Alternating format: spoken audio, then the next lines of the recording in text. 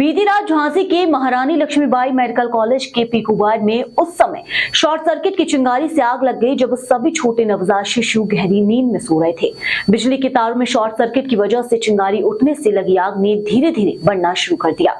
फिर बढ़ती आग ने जहां ऑक्सीजन लाइन ने आग में घी डालने का काम कर दिया और कुछ ही समय में आग ने रौद्र रूप ले लिया। आनंद फानन में बच्चों की तीमारदार तथा अस्पताल के स्टाफ ने वहां से बच्चों को निकालना शुरू किया।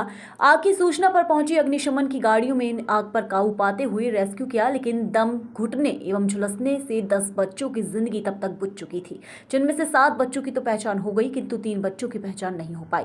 सूचना मिलते ही प्रदेश के उप मुख्यमंत्री एवं स्वास्थ्य मंत्री ब्रजेश पाठक ने झांसी में आकर खुद मौके का दौरा किया तथा मजिस्ट्रियल जांच के आदेश देते हुए मृतक बच्चों के परिवारजनों को 5-5 लाख रुपए तथा घायल झुलसे बच्चों को 50-50 हजार रुपए देने की घोषणा की।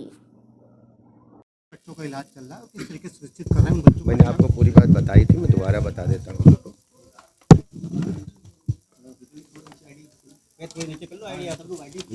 हमारे पास अभी 17 बच्चे हमारे पास एडमिट हैं जिनका इलाज चल रहा है और 4 बच्चे प्राइवेट अस्पताल वात्सल में गए हैं, 3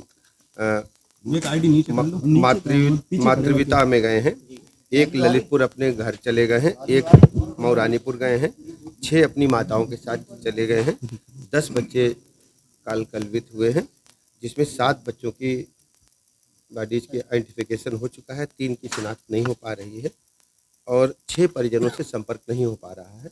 हम लगातार संपर्क करने का प्रयास करें, मोबाइल स्विच ऑफ है और उनके घरों पर संपर्क करने के प्रयास किए जाए। कुल बच्चे जो मैंने बताया आपको, वार्ड में कितने बच्चे? कुल बच्चे एडमिट थे, मैंने आपको पूरा ब्यौरा पढ़ दिया है।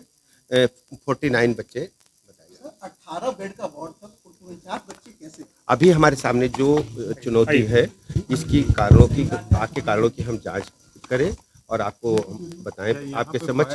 और सब फायर फाइटिंग अरेंजमेंट थे।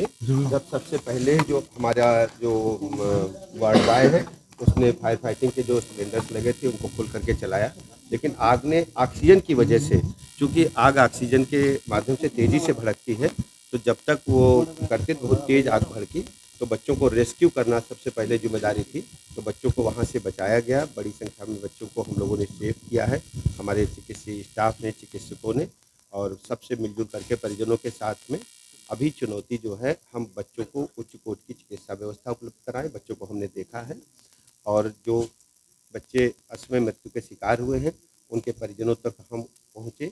अभी 3 डेड बॉडीज की अभी शिनाख्त नहीं हो पाई है, उनकी शिनाख्त के प्रयास किए जा रहे हैं, मोबाइल स्विच ऑफ है और यदि शिनाख्त ऐसे नहीं हो पाती है तो DNA टेस्ट भी हम करेंगे। सर, काफी समय से नीकू वार्ड सरकार के द्वारा बनाया गया है बगल में, अभी तो तत्काल ये समस्या है। हम सुबह आपसे फिर बात बिजली की आग लगने की और कितनी गाड़ी सर यहाँ पर सर लगभग 10:30 के करीब सूचना मिली, सायरन बजा। तुरंत हम ये हुआ कि मेडिकल कॉलेज के ICU में आग लगी हुई है। तुरंत हम वहाँ से 2 बड़ी गाड़ी और 1 छोटी गाड़ी प्रस्थान किए और तुरंत हम भी घटनास्थल के लिए यहाँ पर आए और आकर देखा गया तो धुआं भरा हुआ था और आग को कंप्लीट रूप से बुझाया गया। मौके पर पहुंची तो क्या समझ में आया, कैसे आग लगी?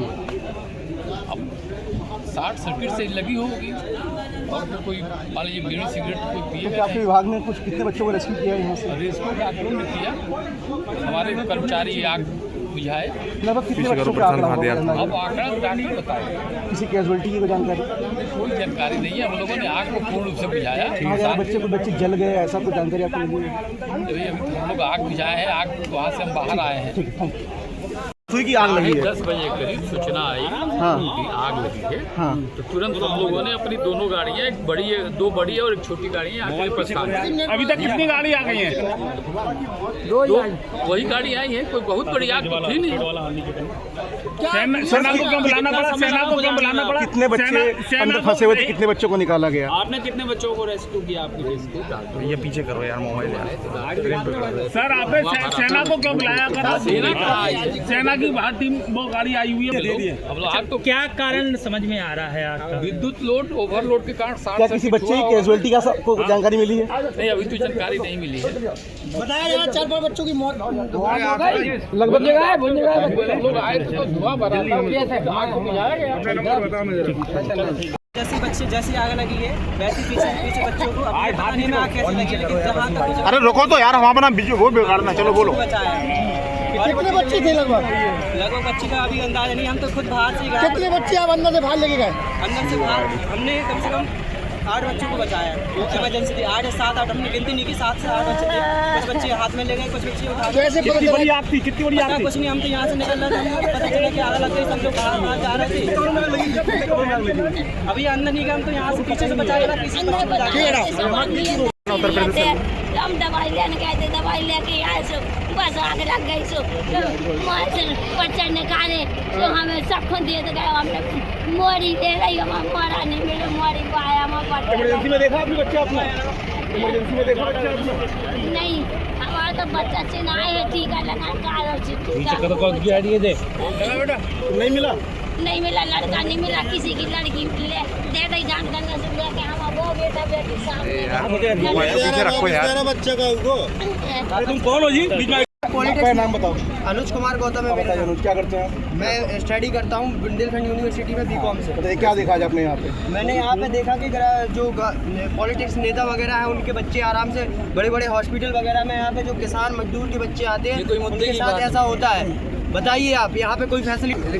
जितना लाइट बंद कराई गई उसके बाद हम लोग घुसने का प्रयास कर रहे हैं पिछले 1 घंटे, और घुसना संभव नहीं, जब संभव हो पाए हम लोग अंदर गए, बच्चों को निकाला। ये अंदाज़ा नहीं कह सकते कितने बच्चे थे, कितने नहीं थे, लेकिन प्रयास पूरा किया गया है। इसलिए हमने कह नहीं सकते, शब्दों में नहीं कह सकते कि क्या हालत थी, सब ठीक नहीं कह सकते। कुछ ठीक थे, कुछ बहुत ख़राब थे। क्या कुछ जले भी हैं क्या? कुछ जले थे, ये मैं शब्दों में नहीं कह सकता, क्योंकि वो आप आंखों से दृश्य देखते तो आपको समझ में आता कि क्या हालत थी।